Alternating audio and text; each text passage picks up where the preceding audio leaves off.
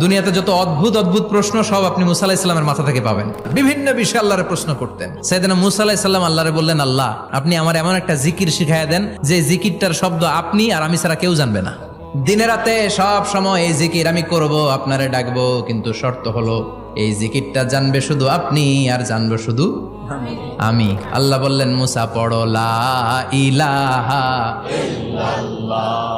মুসা আলাইহিস সালাম কয়, মাবুদ এটা তো জাতীয় জিকির, সবাই জানে। আমি তো চাইছি এক্সেলেন্ট একটা জিকির, কারো কাছে নাই, শুধু আমি জানবো আর আমি পড়বো।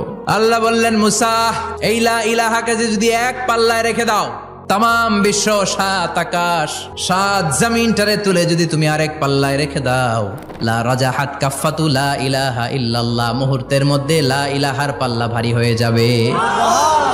ও মুসা, তুমি যতই এক্সক্লুসিভ জিকির চাও, লা ইলাহার চেয়ে দামি জিকির আমার কাছে নাই।